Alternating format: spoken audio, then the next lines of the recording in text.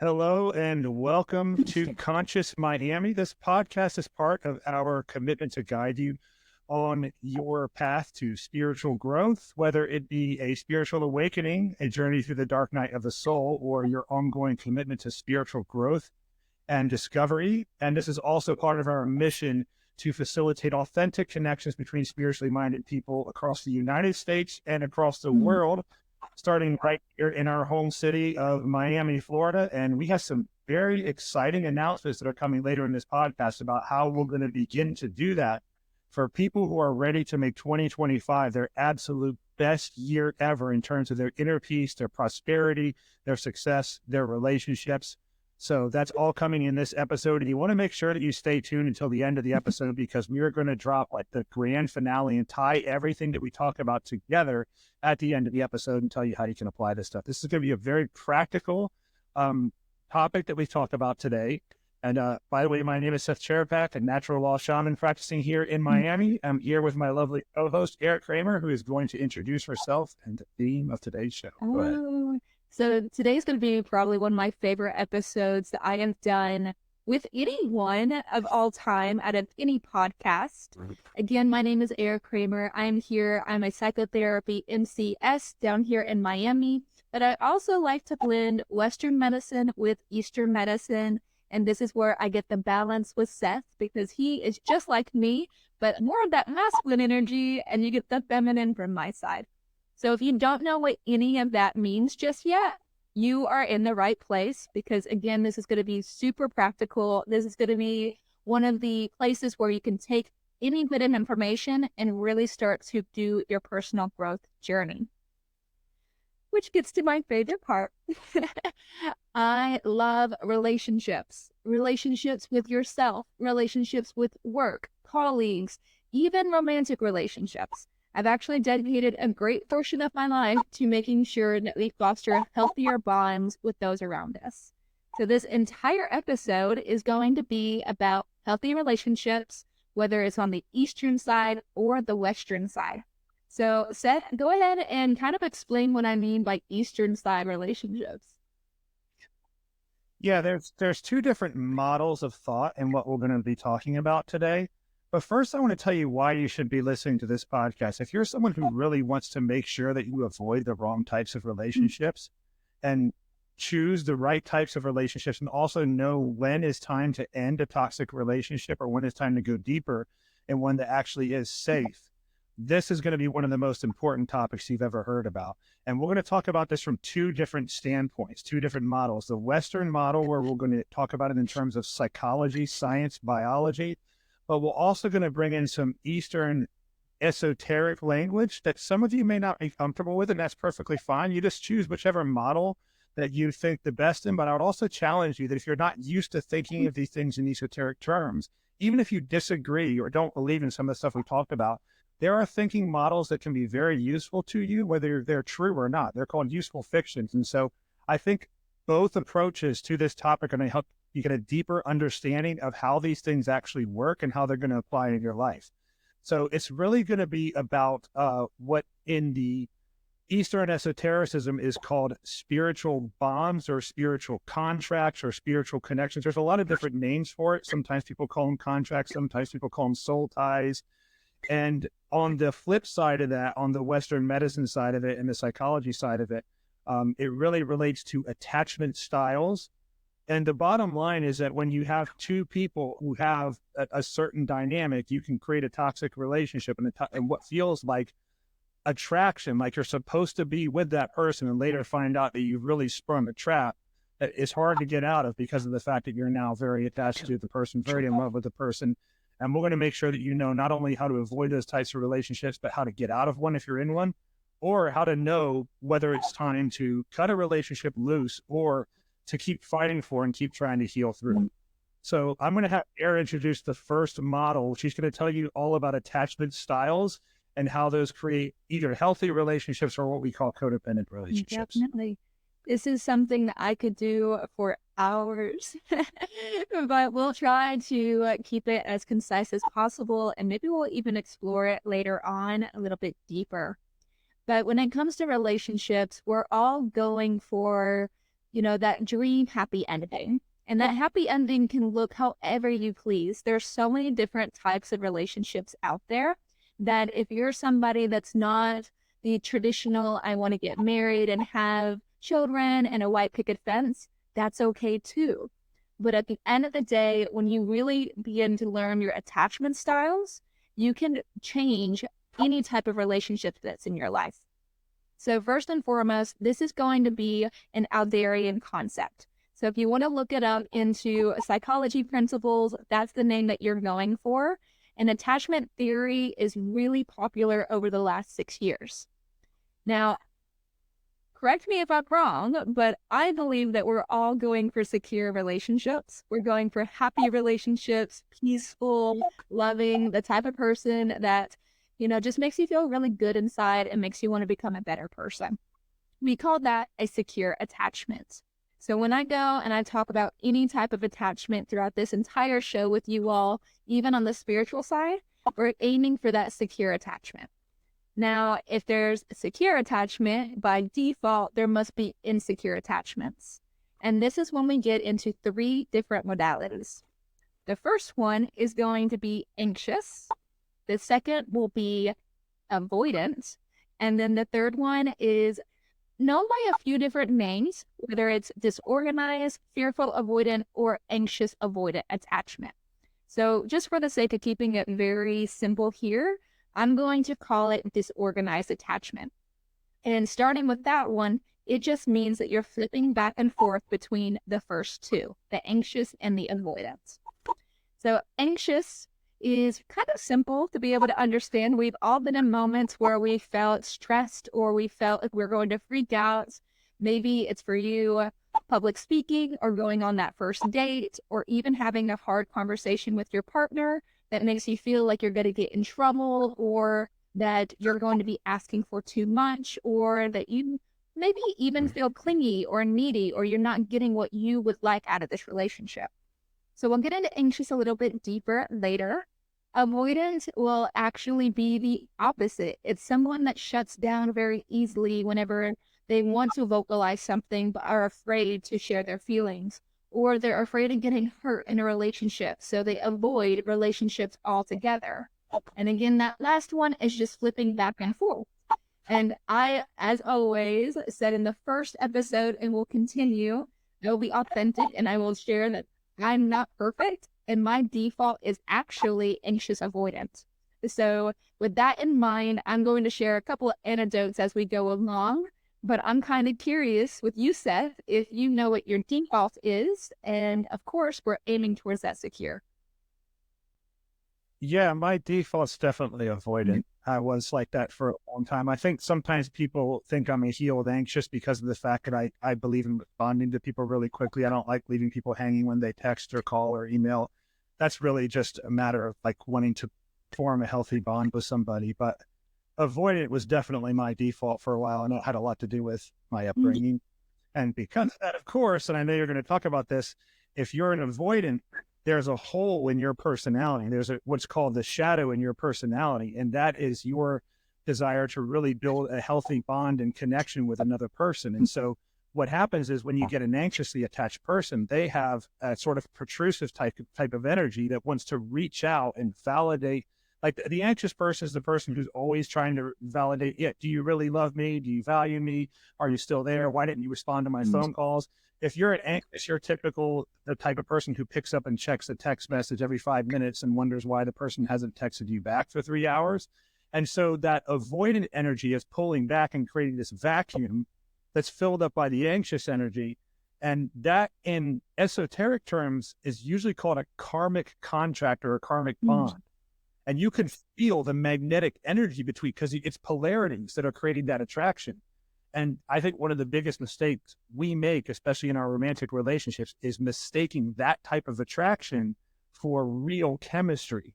And if that you get fooled into believing that that's what you're dealing with, by the time you're third, fourth, fifth date, you're completely drawn in by this person because of this unhealthy dynamic. And you think it's love. And then the next thing you know, 90 days later, like their shadow starts coming out, and we can talk about how that happens. And then you get this, like you're fighting like two cats in a burlap sack and wondering, why is it thing I loved most about this person in the beginning is the thing I can't stand. You brought up a few good points, and I want to summarize anxious attachment in just one phrase, and I'll do this for the other ones later. But if you're asking if you're enough, that's the anxious. So if you ever have that kind of thought in the back of your mind of, am I good enough? Or am I enough for this person? Am I enough for this job? Am I enough for this, for my mother, for my father? Like most of the time when we are addressing our attachment styles, everyone has an insecure style. Everyone's aiming towards a secure. And you can be in relationships where you kind of flip-flop. There's been relationships where I've been way more anxious, and there's been relationships where I've been way more avoidant. But ultimately, when you find your healthy relationship, your healthy partner, you're in that secure state, that balanced state.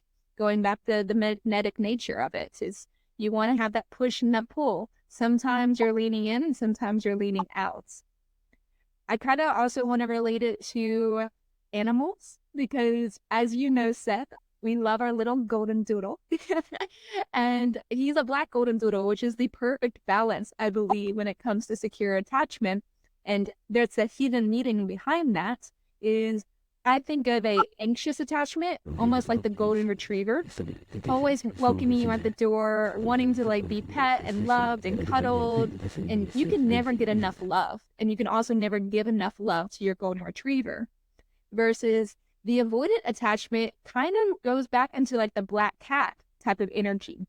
I want to be left alone. You know, I come and go as I please, but I'm very much going to be scared easily if something comes on too strong, you know, hightail myself out of there.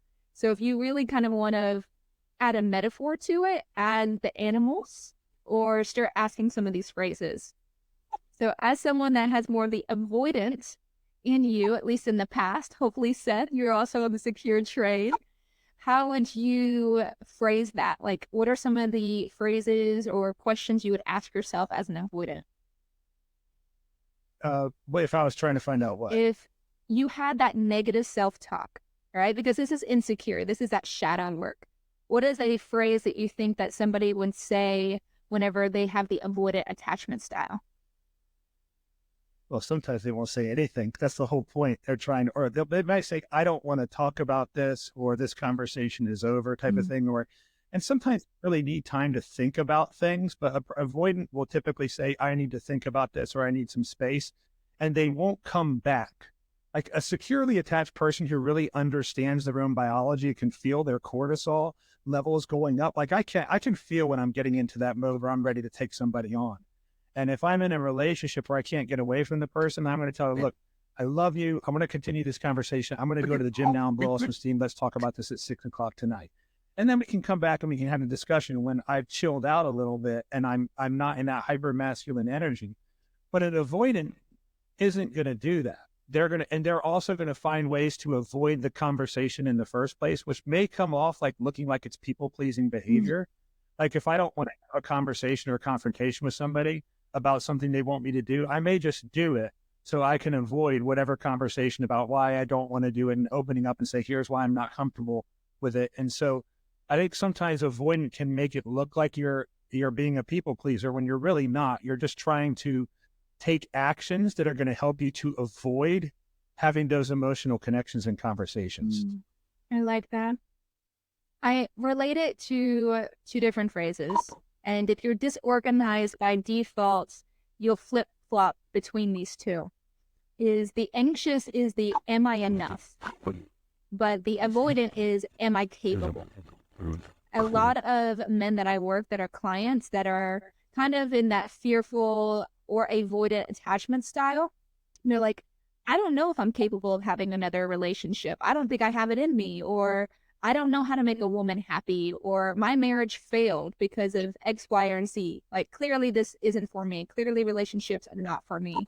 So I kind of relate that am I capable of showing up? Am I capable of expressing my emotions? Am I capable of being in a relationship to the avoidant side?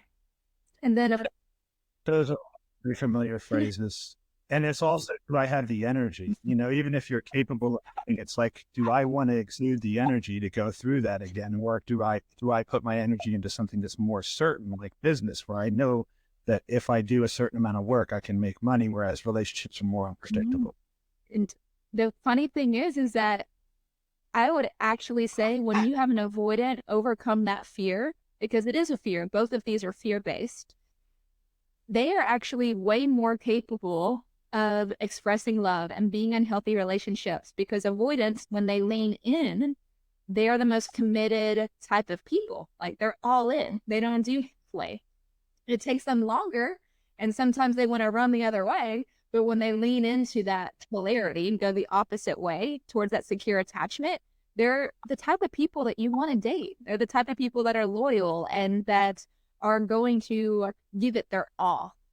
Versus the anxious, you kind of run into the am I enough again?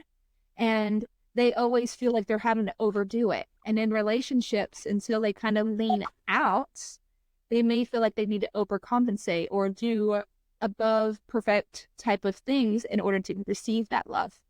And that's where we get back into that balance factor. Yeah.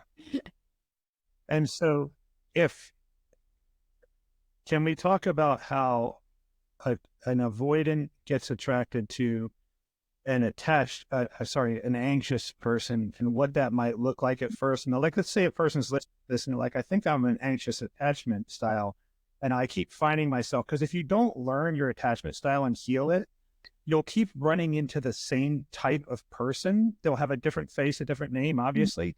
And this is what in the spiritual world we call a karmic contract, because a karmic contract is designed to settle some sort of iniquity. So in other words, if you're somebody who has, let's say you have trouble asserting yourself, your assertive side is your shadow. That's what's been buried. Like, you have a repressed, your solar plexus chakra. You might be attracted to somebody who is assertive because you're attracted to that trait because you want it so badly in yourself and you recognize it as something that you're missing. But we project things onto other people and say, okay, I love the fact that they're assertive. But usually what happens is I'm attracted to them being assertive because I'm overcompensating by being overly empathetic, by being a people pleaser, by thinking that if I'm nice enough and I give enough, that the person's going to love me and I'm finally going to be enough. And after a while, it turns out that, like, I feel like I'm being walked over by the assertive person, and they, on the other hand, lose respect for me because I don't have assertiveness. And so those two different shadow selves draw people to one another. And what happens is, in a karmic contract, you'll keep running into those types of people because what your higher self is trying to tell you is you still need to become more assertive and stand up for yourself. And until you learn it, I'm going to keep putting people in your path that are going to keep hitting that trigger. They're going to keep reminding you that you need to become more assertive. And until you learn that, and that energy loop closes with that other person, which we could talk about in a second, you'll keep running into that same type of person. And that's why you have someone who says, well, this person isn't my type, or this person is my type, but the type that you have keeps hurting you. So your type is someone who you're attracted to, maybe not because you have common values or have the potential to have a good long-term relationship, but because there's this karmic contract. And some people believe you made these before you were born. Like, you said, okay, I'm going to make a contract with this specific person that they're going to come into my life and I'm going to come into theirs so that we can settle whatever iniquity was created. And some people think it was created in past lives. I happen to think it can be created through your epigenetics, like it talks about in the Bible, but also through your childhood. But the bottom line is, you're going to keep running into people who compliment you in a toxic way until you realize, shit, it's something in me that's created that vacuum that's attracting this type of energy in this person. So getting back to my question, like, let's say somebody recognizes that they're the giver, like they're the empathetic person who's always trying to be enough by self-abandoning, by really giving a lot of love to a person who doesn't give it back to them. How do you recognize in the beginning? How do you tell that person to recognize in the beginning that they're about to head into one of those relationships so that they can reevaluate and maybe move back again? So first and foremost, I would say that whether you are insecure via the anxious or insecure via the avoidance, you can both be the givers. What I've experienced through the avoidance side is they've tried really hard in the past and they've had a failure, whether it was a marriage, whether it was a long-term relationship, or even if they've never been married and they've just tried and tried and tried again. So now they've gained this kind of mindset of, I'm better off alone versus let's try again. And then the anxious is the opposite. It's, okay, I keep giving, I keep trying to improve myself. I've gone to every self-help class. I've done therapy. I've sat in the cacao ceremonies. I've done the work. I've even gone, to Bali or, tried my hardest to quote unquote fix myself. Both of these can be very giving type of energies and want to provide, but that's actually more of the masculine traits and less of the attachment styles. Versus we're trying to find where that core wound started and why it keeps festering, why it keeps showing up with a whole different face, different name type of thing in our adulthood. And in psychology, we call this transgenerational trauma. In spirituality, like you mentioned, it's like karmic ties, and you just see yourself, maybe you had this agreement, before you actually came into this earthly form. For most of psychology, we say that it was based in the first formative years, which would have been between 4 years old to 8 years old. And this goes back to how you relate to your parents. So a little bit of an anecdote here is I have 2 amazing parents, love them so much, respect them very much, but they were still children when they had me. So they were very young. They were 18 and 21. So in my mind, being in my 30s, I'm like, oh my goodness, how did they do it? But they were still trying to discover who they were whenever they were having me as a child and my younger brother. So my mother grew up with more of an anxious type of attachment style of herself versus my father had more of an avoidant attachment style. So, put one and one together and you get a disorganized, because I was always trying to meet my mother's metrics of perfectionism. That's how I ended up in the modeling industry and honor roll and perfect attendance and just all the awards of trying to be the best. Am I enough? Versus my father, I always felt growing up was, okay, he wasn't there because they're split later on. And then also, okay, how do I fill that gap? How do I get his attention? But at the same time, now I don't want it anymore. Now I'm just going to push it away. I'm doing just fine on my own. So I kind of gathered that from my father. It works opposite to what you are with this person, which is an important aspect to kind of mention of you can have different attachment styles with different people. Maybe in a previous relationship romantically, you were the more anxious person and they were the more avoidant. But that can flip in a new relationship. It's all trying to figure out what puzzle pieces go together until you hit that secure attachment. But most of the time, you do find it somewhere in your childhood. And as you resolve those individual complexes or traumas, as somebody would say it, and traumas don't have to be super big. They can be tiny little moments like, you brought home the report card and you got all A's, but you didn't get the love or affection that you thought or the reward you're going to get. Or it can be something really big like abuse or abandonment. But nonetheless, until you start resolving those individual pieces, you're going to find out those situations show back up over and over again. So I don't think you knew any of that about me, Seth.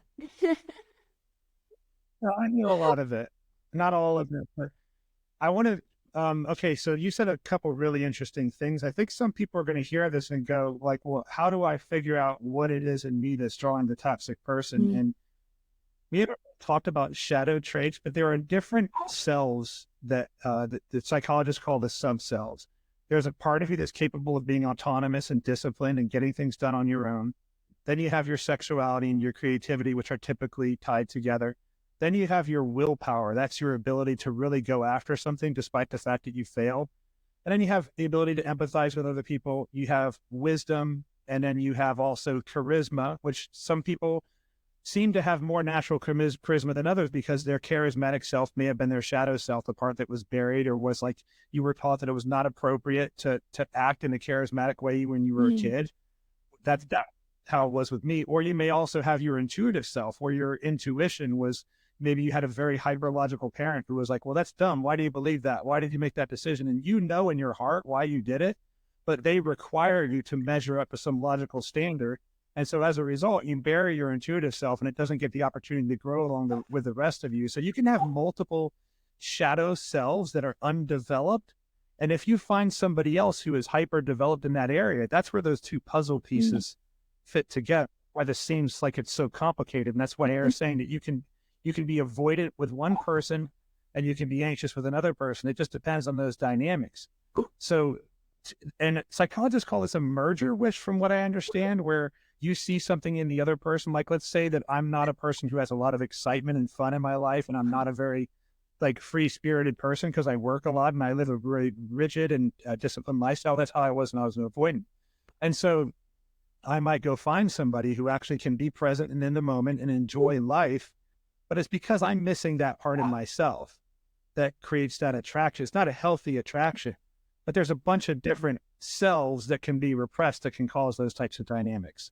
And that's where the merger wish things come in. That's what you're talking about, right? The different subselves. And so what you're referencing is Carl Jung, actually. And it is a staircase method. It's different developmental stages that come about as we grow up until 16 years of age, where it seems like as we're getting older, there's different levels. So for instance, there's intimacy versus isolation. And depending on how you're being nurtured at that time, which goes back to epigenetics, and then also your default, your personality default, you'll lean one way or the other. So for me, particularly, as I grew up with most of my childhood alone, traveling and doing that job. Just for reference, I did a career in modeling. So I traveled all over the world, which required me to be alone a lot. So I got really comfortable with being isolated, which showed up in my adulthood or even in my adolescence of, it can be hard for me just to go make new friends. Like, my exterior shell doesn't always match my interior personality. I'm the person that likes to, have a cup of tea, sit at the fireplace, get my book, and hopefully somebody will come talk to me because I get nervous to go talk to other people. So do I crave that intimacy? 100%. Everybody wants human connection, maybe at different levels, but if you are leaning more towards that isolation side, that merger concept that you brought up, Seth, comes into play, is kind of require by default somebody to come to me, somebody to meet that intimacy level that I didn't have developed as much. So it comes out of not feeling like enough or not being capable, if depending on how you're expressing that in an attachment style. If you want to overcome this, is okay, recognizing through self-awareness and developing the self-concept, becoming whole on your own, to be able to be like, okay, there's some instances where my default is perfectly okay. And I can go to a party and I can maybe not bring my tea. Maybe it's a different drink of choice. But I can sit there and I can just be very comfortable in my solitude and just observe. But there's also moments where I'm in the same type of party and I need to overcome that part of myself, that shadow, as you might mention, and be willing to go out and talk to somebody else first and not be as introverted or on the isolated side, and engage in the intimacy, even start the intimacy. So it's not necessarily that isolation or intimacy are wrong. There is no wrong here. It's just we have some type of default for each category on the Young ladder that we lean towards. And therefore, we're looking for the other one in our relationships, mostly our romantic relationships. That's good. I want to ask you about this because I've heard that when it comes to avoidant attachment and the anxious attachment, that there's also something in terms of the way the person views themselves and the way they view the world. Have you heard that? Where like you have a negative view of an overly negative view of the world and an overly positive view of self. Have you heard about that? An overly negative view of the world versus... Yeah, I can't remember how the terminology goes. It's probably better than what I'm saying, but I think in the anxious attachment style or the avoidant attachment style is where you're more likely to think you're too good for the other people who you're anxiously avoiding, and that the world itself is negative, which of course is an imbalance. And then I've heard it's flipped when it comes to the anxious attachment, where it's like, I'm negative, I'm not good enough, I got to prove myself to the people out there who are good enough to validate. This gets into mirror work a little bit.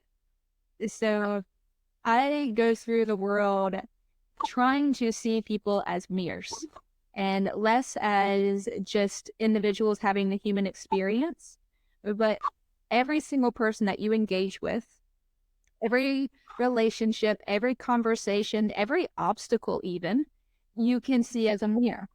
And the point of a mirror is to give you a reflection. And some reflections aren't correct. If you've ever been to like a fun house and you go and you see all the mirrors that are distorted, some of these mirrors are not perfect. And that's because a lot of people can be quote unquote distorted mirrors because they haven't taken the time to heal themselves and they haven't taken the time to really understand who they are. And then they go and reflect back energy or reflect back emotions or validation to other people. So if you walk through and you, let's say you go to this beautiful villa type of mansion, and I may be doing a little bit of foreshadowing here, but you go to this beautiful villa and all of the mirrors are very clean and pristine, and they reflect back who you actually are, and not who we tell ourselves that we are, but who we actually are as individuals, as our higher self or our most healed self. If you're not spiritual, all of these mirrors that are also very healthy and healed, very secure, are going to reflect back our truest essence. And that's a really great metaphor for a secure attachment and a secure reflection. So if you see Seth and me, like if I'm in my higher self, if I'm seeing myself as who I truly am, I am confident, I am beautiful, I am capable, I am brilliant, I can keep going with the affirmations. But Seth also comes to the relationship with that same energy of I am worthy, I am strong, I am knowledgeable, I am wise, etc. Obviously, you now know that I think Seth is very, very smart because those are all very mental type of things that I said. But those type of energies, those mirrors, when we reflect back to each other, will only make us better and elevate it. Versus, let's say that I walk into a fun house and this fun house has all of these distorted mirrors. And some mirrors, I'm going to look like I'm 7 feet tall. And some mirrors are going to be super, super tiny. Some I'm going to be, the widest of the wide. And that is not necessarily showing my truest self, but I'll believe it. And that's what happens with an anxious or avoidant attachment style is if I look in the mirror and this mirror makes me 3 inches tall because this person has other trauma that they brought to this refraction or this relationship, I'm going to start believing that I'm 3 inches tall. And I'm going to start believing that I'm not worthy of this relationship or that I don't belong here. And nobody belongs in the funhouse. Sometimes it's okay to go in there if you have a very strong self-concept to help other people. But most of us haven't actually addressed our own wounds to be able to walk into those funhouses. And that's how we end up in these very toxic cycles and toxic relationships. Because even if you switch mirrors, if it's still a distorted mirror, you're going to have a new form of a toxic relationship. And that, it isn't fun. It isn't the fun house that you deserve or that you would want. No, that's a beautiful analogy because it's a good segue into talking about the difference between soul family contracts and karmic contracts. Some people talk about like there being 6 different kind of contracts. I think that's a little bit of an overcomplication, but a soul family contract is somebody who you fit together not because you feel this energetic attraction, but because you're aligned in terms of your mission, your values, and you feel like there's a sense of safety around that person that helps you to grow, not a sense of safety that makes you complacent and not want to grow. And the analogy I would use is if you have a piano player who is playing in the same key and playing the same song over in London as a violinist who's playing the same key and the same song in New York. If 2 people call each other on the phone in both those different locations, they're going to hear that those 2 instruments are playing in perfect harmony, despite the fact that they're across the world. That's what a soul family contract is like. It's a harmonious fitting together rather than just like this distorted attraction, which is what Air is talking about. So if you meet someone who is a member of your soul family, this is the person who you sit down with in a bar And like 30 seconds into the conversation, you feel like you're reconnecting with your best friend from grade school. It's like, I feel like I knew this person in a past life. I feel like I've known them forever. And there's just this dynamic between you two that is just like, you feel like you've arrived back home again. Those are, you can have unhealthy attachments with those types of people, and you can have different dynamics that come out at different times that cause you to fight about stupid stuff. But that's the type of soul contract that's a soul family contract. It's going to help you grow because it gives you a comfortable place to grow. Kind of like if you were in battle and your backs were to each other and you trust that they have what's in front of them and they trust that you have what's in front of you. There's a sense of comfort and safety in that, but it empowers you to grow. Whereas with a karmic contract, that's where these distorted mirrors come in, because the fact that you've got an iniquity in yourself that you're projecting, like you say, you're not assertive, you can't stand up for yourself, you're a people pleaser, but you see that in the other person and are attracted to that. It's because you're missing that in yourself. That's a distortion of, so you're not seeing what is actually in that other person as the thing you're attracted to. It's you're feeling this missing part of yourself that you're drawn to. And so you end up in and out of these relationships. And that's what, until you learn the lesson that's associated with the karmic contract, either that very person, you'll keep breaking up with them and getting back together with them because you'll feel this energetic draw that you'll think is attraction, you'll think is love. And you're like, I still love the person. I can't. It's going to be like, you're going to feel an attraction to that person the same way that the arm feels like it needs the heroin needle back in it. But I've noticed something really interesting, and this is something I want to ask you about. When you learn the lesson, because I've been in relationships like this where I had a merger wish, where I had this type of attraction, and I outgrew it and realized that there was something in me that had attracted a toxic relationship, and I healed that part of me. And it's like the circle closed on that energy, and every bit of attraction and attachment that I had to that person completely evaporated, and there was no desire to go back to it. But it was only because I settled that karmic contract. I fulfilled it by outgrowing it. So there's a difference. I mean, you attract a karmic contract into your life. It's going to help you grow in a way that makes you feel it's painful and it's uncomfortable. That's the difference between a familial contract or a soul family contract and a karmic contract. And so it could really go both ways. And that's the beautiful part about relationships is you're either growing together or you're growing apart. But a really important aspect of trauma or healing or finding that oneness, that completeness, actually comes through the fact that you can't heal relationship trauma without a relationship. Like, it's just point blank. Yeah. Now, a lot of people think that must mean it's a romantic relationship. Not necessarily.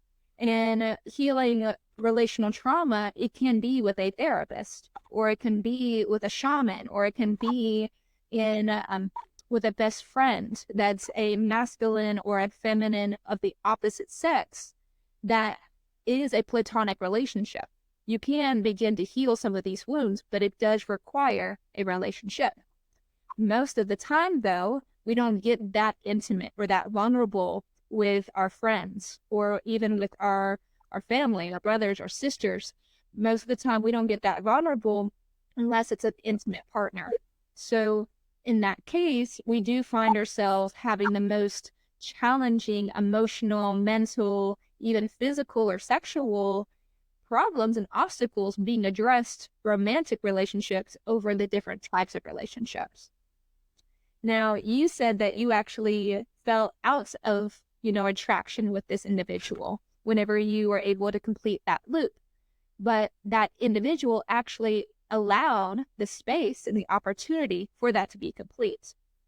This is where people that have also had dysfunctional relationships or find themselves in situationships or broken marriages have the opportunity to see which way they want to go.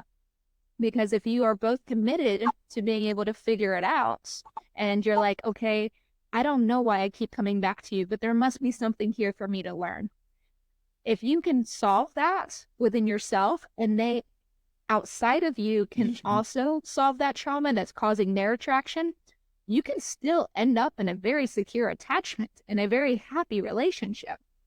But if both people have not addressed that piece in that relational trauma through the relationship to heal it, one person is going to fall out of attraction, and it's going to be the person that did the healing versus the person that hasn't quite learned that lesson yet.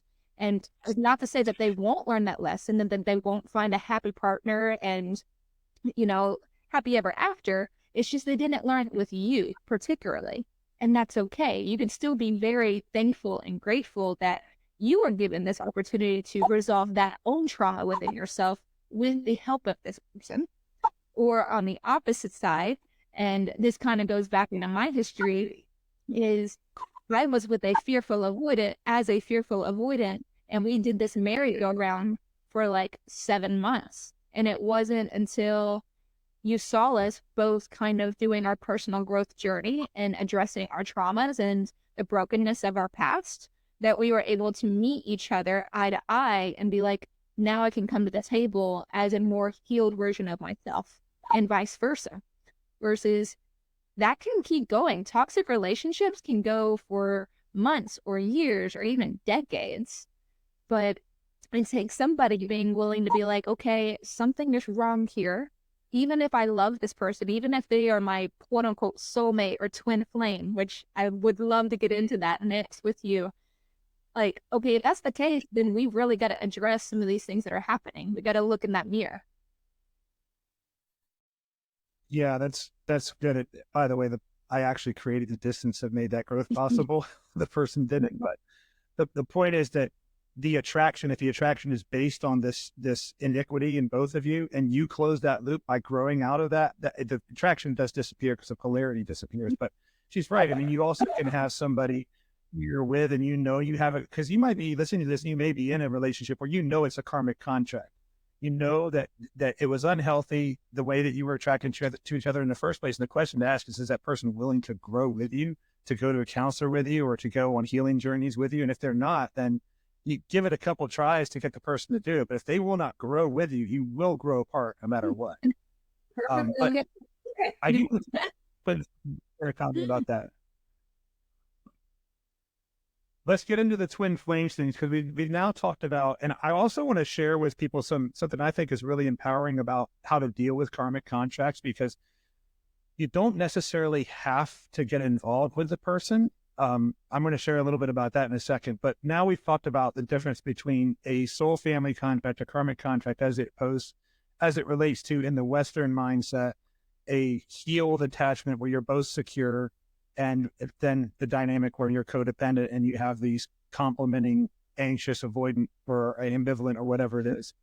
But let's talk about twin flames, because I think there's a lot of misunderstanding about the term twin flame, mainly because of that show out there that talks about finding your twin flame and thinking that it's your romantic partner who, once you meet them, everything's going to be magical and you're not going to have to work to make the relationship great and everything's going to fit together perfectly. But that's a pop culture understanding of it. So why don't you just bring us some light on this subject for everybody? Twin flames.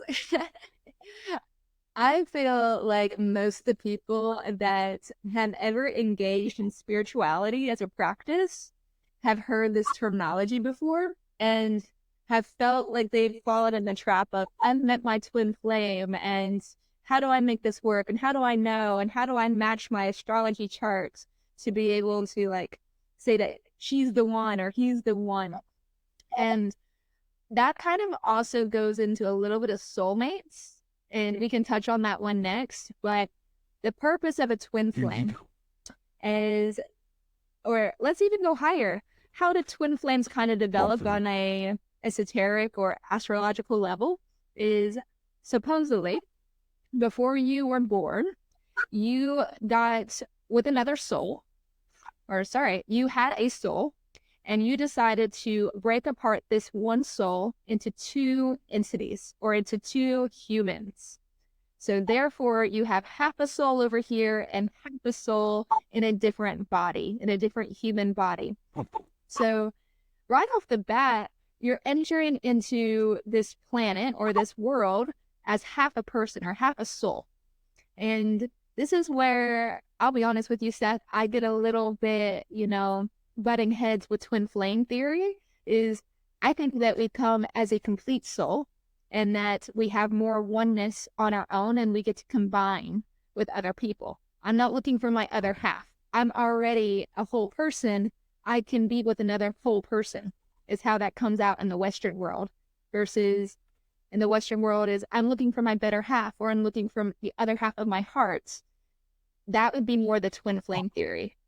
So with that, your whole purpose is to go find yourself, which sounds very beautiful when you look at it and you're like, oh, I need to go find myself, self-discovery, have all these beautiful experiences, all these life lessons. But you shouldn't be outside of yourself looking for yourself. That kind of is where you fall into all the traps. You need to be looking within. Not out there.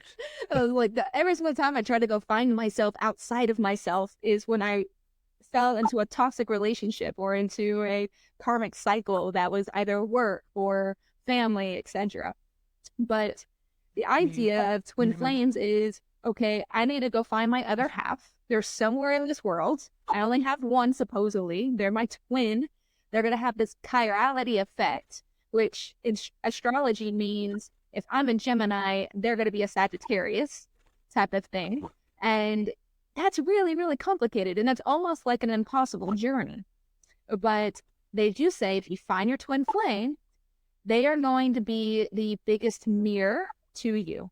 They're going to show you all of your wounds and all of your strengths at the same time, which sounds like a very intense relationship, if you ask me, because it's like putting everything on this very high level of steroids. So the whole purpose, though, of why we engage in this twin flame relationship is because of personal growth, personal ascension. So when you find your twin flame, and I'm not going to say that they don't exist. I would even say that I fall into the trap where I thought I met one. And in that, it's not about romance. It's about they're showing me the parts of myself, the shadow parts, or the parts I don't really like on display. What am I going to do to be able to address those obstacles, to be able to see myself on my own as one person? So twin flames are not romantic. They're actually more of a ascension or a spiritual dynamic of growth. So we get into this kind of, I fall in love with my twin flame. Well, that's like falling in love with yourself. And that's beautiful, but doesn't necessarily mean that you're going to go marry yourself or be in a romantic relationship with yourself. So I had that soapbox. I totally went on it, but it's just twin flames are one of those things that I could go ramble up about because people always think that I'm going to be falling in love with my twin flame. It's like, fall in love with yourself. Your twin flame won't be needed anymore. And this would probably be a good time to talk about how people can have a distorted idea of what it means to fall in love with somebody, because when you have, this is scientifically provable, by the way, if you have trauma that complements one another in the way that we were talking about earlier, which causes the relationship between someone who has one attachment style and one disorganized attachment and another, or the karmic bond, as we talked about, you will literally feel that. And Dr. Henry Cloud talks about this a lot in his work. You'll literally feel a biochemical reaction when you kiss that person or when you hug that person, because we leak out a lot of our stress hormones and our through our skin when we get really close to somebody. Or when you accept that person, you're going to feel this almost electric type of chemical reaction within your body. And it's amazing how many spiritual people mistake the chemistry in their body for some spiritual experience. And so you think, okay, that must be love. I must be in love with that person, when really that chemistry is based on the fact that you have this karmic contract with this person, this karmic bond with the person.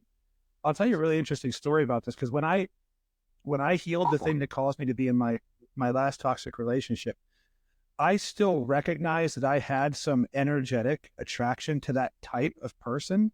And I still remember, like, the day I realized that, I got into the elevator at this place that I lived in, Clearwater. This girl gets into the elevator and she's close enough to me to where I literally could feel that there was chemistry between her and I. She didn't say anything. I didn't say anything to her. I just felt like, and she looks up at me and our eyes lock and I could feel it. Like, if I was not a spiritually evolved man and she had said, let's go up to your room and have sex, I probably would have told her yes, because that's how strong the attraction was. But I recognized it was a karmic bond. because there's nothing else it could have been. I knew nothing about her values, her mission in life, what was really important to her. She could have been a total degenerate or a sweetheart for all I knew. I knew nothing about her, but I could feel this energetic attraction. So I just closed my eyes and I prayed to Jesus. I said, nail this contract, this karmic contract to the cross and burn it.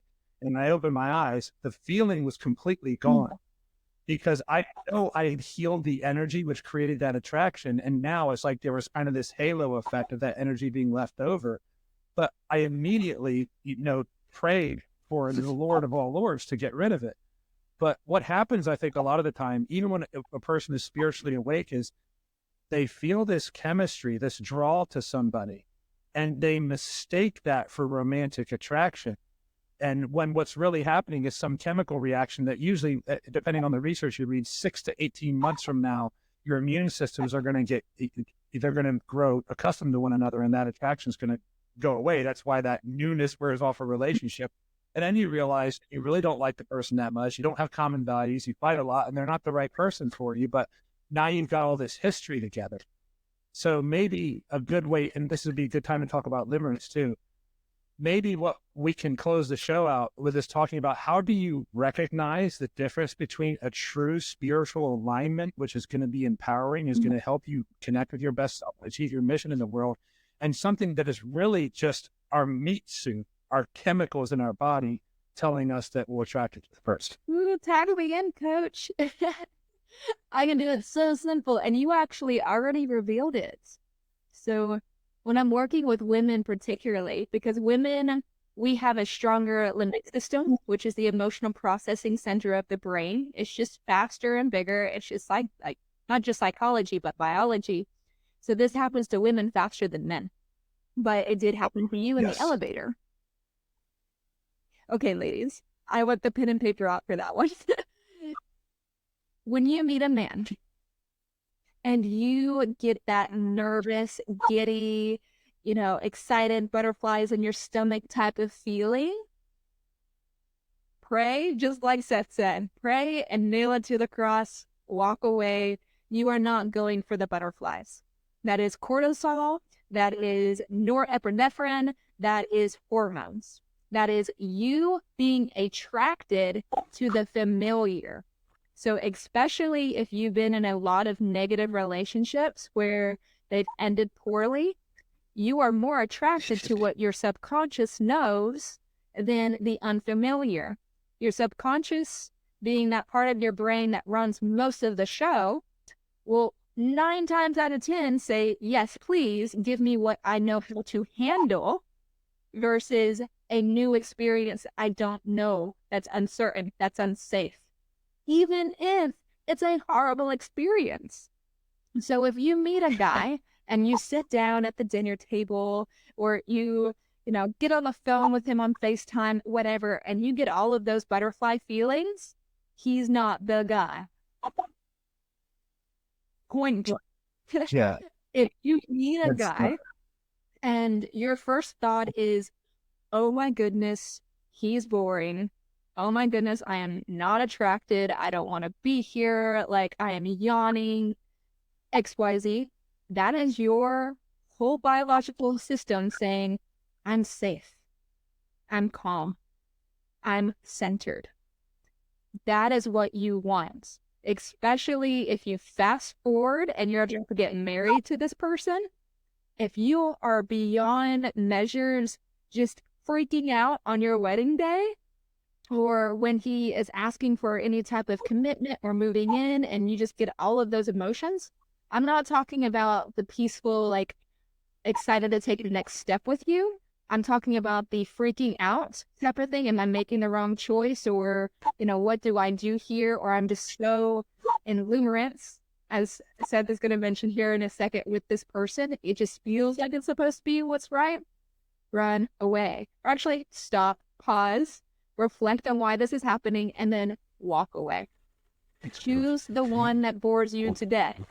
Choose the one that you're yawning at dinner, because then you have the opportunity to have a strong, healthy foundation where you get to go explore outside of you all new opportunities for adventure and norepinephrine and all of those fun moments. Like, I don't know, go bungee jumping for all I care.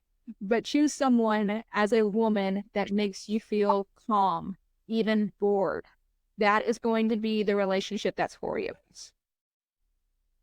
Every decent guy in the world who hears this is going to want you to be instantly downloaded into every woman's. Because that's some of the most life-changing advice I've heard. I want to add something to that. Because I want to talk about limerence for a second here. Limerence is a different type of attraction or bond that you have where you're not energetically attracted to a person. And this is going to tie back to what we just talked about. But you're energetically tied to an ideal of the type of person you're looking for. Carl Jung called this ideological possession. It's where you have an idea about either the way the world is or the way the world should work or the way a person is or the way a person should be. And you're more interested in bonding with that idea than you are with the person who's sitting in front of you. That's called limerence, the ideological possession. They also, in the ancient world, interestingly, called these thought forms and called it a form of demonic possession when a person was possessed by limerence. And the way you typically experience this, and women tend to experience this more because men are more likely to get limerent for reasons I may not be able to get into, but the women have probably experienced this more where the guy is limerent towards them. You'll feel that he's not completely present with you. He's ignoring all the things that about you that would normally be red flags or be the imperfections about you. He's not even paying attention to those. He might not even hear you when you say them. And he's usually gushing over the good things about you to the point where he's almost like over complimenting you or being overly complimentary towards him. And what's happening in that case is he's not interacting with you. He's interacting with this idea that's been activated in his mind, and he thinks you match whatever that ideal is. What typically happens with this, and normally it can be only like one or two things. Like let's say a guy's got this 20-point checklist of the ideal woman he's looking for. And he meets a girl and she meets like 5 of them, right? And he's going to think, oh my God, that's her. Well, he won't go through the rest of the 15 points. If he's in limerence, he won't do that. He won't go, well, let's see if she matches the other 15. He immediately goes to that limerent image and goes, well, this is her. So this must be the other things about her that are either true or I can make them true. Mm-hmm. So it's not her he's interacting with. And so his bond is not actually, he thinks it's with her. Like he thinks he's madly in love with her and he can literally feel it like gushing through his body. It like changes his body chemistry. But what he's actually interacting with is the limerent self. And this is the type of attraction, it's really toxic type of attraction that can happen if a person has an unresolved thing in themselves and feels like they need to, in order to feel like they're enough or feel like their life is enough, they've got to find this person. Mm-hmm. And so this would be a good thing to talk about for, I think, for both men who are in limerence and how they can avoid getting into it, but also how you can recognize, and I think this is something that you ask about, if a person is really interested in loving you or controlling you. I think that's a question that you ask typically. The person who wants to control you, that's the limerent person. Because what they want to do is they want to take Air and they want to make her fit into this model of you that they've got in their imagination somewhere. I feel like that's an entire episode between control and love, limerence and reality. Like we might need to do a part 2 of this actually. So is there anything that you feel like we really should just bring back up just to like a point that we may have missed, or do you want to give out some of those announcements? I think we need to do a part 2 of this where we talk about limerence and we go deeper on this subject and maybe take some questions if people send them, because there's been a lot of ground covered, but I think we have a lot more to cover. Again, I want to come back to that we've both talked about is to recognize the difference between chemical attraction and true spiritual alignment. So we'll get into the announcements. Do you want to go first? Ooh, no. No, it's a whole sentence. Remember that. Okay, so I can't believe that 2024 is almost up, but it is. And maybe it's not, the year hasn't turned out exactly the way that you wanted to. Maybe you've had some wins and some losses, and maybe you just had some really unexpected things that happen that you're not sure where they're going yet. But if you're listening to this and you're one of those people who really likes to kind of reset your life and reevaluate your life around the time of the new year, we're going to be having a retreat in January. I think it's January 16th to 21st. I think it is. That's which is great because it's right on top of my 49th birthday on January 17th. And the whole purpose of this is going to be for people who really are ready to shed the skin of their past, the things that are really anchoring them down and holding them down from actualizing their best self, from really having inner peace, outer prosperity, healing their relationships, having better relationships with themselves and with other people, and really just achieving liftoff in their life. If you're one of these people who feel like you've been on the runway and you've had a lot of liftoffs that you thought were going to go somewhere and you're still kind of bumping along, this is going to be your opportunity to get a complete reset in your mind and in your body. Because what we're going to do is we're going to help you, first of all, just to switch off that fear response that causes all that anxious thinking that's going through your head that makes it like where you can't think clearly about what you want to do next. And then the other part of the event is going to be helping you to replace that with a new and empowering story about who you are, what you're worth, what you deserve, what types of treatment you deserve from other people, what types of people you deserve in your life, and most importantly, how you can cut a true and authentic path to prosperity. And if you're sitting there listening to this and thinking that's what you really need, and you've tried to do it sitting at your desk, or you've tried to do it by going to your favorite coffee house or talking to your friend, sometimes what you need to do is get out of the environment that you're in, the whirlwind of chaos that is your everyday life, get into a completely different location, shock your brain with a bunch of new feel-good chemicals, and get it into a space where it's ready to learn and to rewire itself. And that's why we want to take you to, I'm going to let Erin talk about the location because I think she's really excited about it, to a place where you can actually reset yourself, mind and body, and get ready to really have a kick-ass year in 2025. It goes back to relationships once more, right? Because this is the way that you get to reset the relationship with yourself. You get to kind of address some of the things that we've talked about in this episode, but also overall in your career, especially if you're an entrepreneur listening to this. We have a lot of limiting beliefs that come from our past that we need to overcome to get that oneness. And then our relationship with money is a whole different story. But when you take yourself away from the places that hurt you, whether it's in your mind or whether it's a physical place, you give yourself the opportunity to be in a safe environment that allows you to not only heal, but also elevate into the next chapter or into leaping into the new year, the new me, new year, right? So with that, we want to put you in a beautiful place that is surreal, that is magical, and that I am so grateful to be able to bring to you guys with yoga, with the retreat, XYZ. And if I could do a drum roll, I would, but nonetheless, we are going to take you in January 2025 to the Bahamas, January 16th through the 21st. Come celebrate Seth's birthday with us, but also come celebrate yourself. Come celebrate your healing, the full acceptance of who you are, your next year, your next chapter. The entire villa can have up to 17 people. We are going to probably make it a little bit more exclusive and limit it probably to 6 to 10, to be honest with you. That way it's a more intimate experience. But if your heart is very calm and very much assured that this is a good next step for you, we'd love to have you. We'd love to be able to be part of that journey with you. And you would contact one of us on social media about some more details on how to get started on that. But very well said. So if you really want to have a terrific year in 2025, this is going to be the place to be. And we're super excited about it. Anything else that you want to share? Obviously, if anybody has a good spiritual story about their spiritual journey or spiritual growth that they think would make a good story on this show, we would love to have you as a guest. We also are looking for experts. What type of experts are we looking for right now? We are looking for anyone that can bring the Western and the spiritual together through their healing modalities, through their talents, their skills, authors, other podcasters, people that are really making a change. And we actually have one coming up on the next episode. So I'm pretty excited to introduce him as well. But I love a good mystery, so we'll keep that to the side. But by all means, Seth, do you want to sign us off?